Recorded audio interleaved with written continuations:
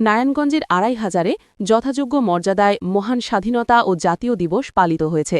২৬ March বৃহস্পতিবার সকালে মহান স্বাধীনতা যুদ্ধে আত্মাহুতি দানকারী শহীদদের স্মরণে ২৫০০ কেন্দ্রীয় শহীদ মিনারে শ্রদ্ধা নিবেদনের মধ্য দিয়ে দিনের কর্মসূচি শুরু হয়।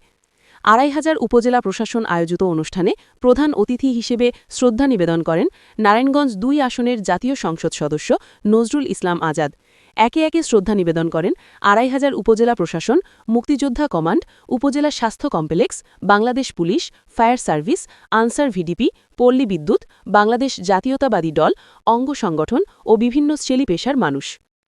২৫০০ শহীদ মঞ্জুর স্টেডিয়ামে জাতীয় পতাকা, বেলুন ও পায়রা উড়িয়ে মহান স্বাধীনতা দিবসের কুচকাওয়াজ ও ডিসপ্লে উদ্বোধন করেন নারায়ণগঞ্জ ২ আসনের জাতীয় সংসদ সদস্য নজরুল ইসলাম আজাদ। এ সময় ২৫০০ উপজেলা নির্বাহী কর্মকর্তা মোহাম্মদ আসাদুর রহমান, ২৫০০ থানার ওসি তদন্ত রিপন কুমার সরকার, সহকারী কমিশনার ভূমি মুস্তাফিজুর রহমান ইমন, ২৫০০ উপজেলা বিএনপির সভাপতি ইউসুফ আলী ভুইয়া, সাধারণ সম্পাদক মোহাম্মদ জুয়েল আহমদ জুয়েল, উপজেলা বিএনপি ও অঙ্গ সংগঠনের নেতৃবৃন্দ, বিভিন্ন স্কুল, কলেজ, মাদ্রাসার শিক্ষক, শিক্ষার্থী উপস্থিত ছিলেন।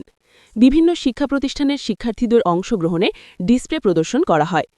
পরে মুক্তিযোদ্ধাদের সম্মানে ২৫০০ উপজেলা প্রশাসনের আয়োজনে ২৫০০ উপজেলা অডিটোরিয়ামে আলোচনা সভায় অংশ নেন নারায়ণগঞ্জ ২ আসনের সংসদ সদস্য নজরুল ইসলাম আজাদ।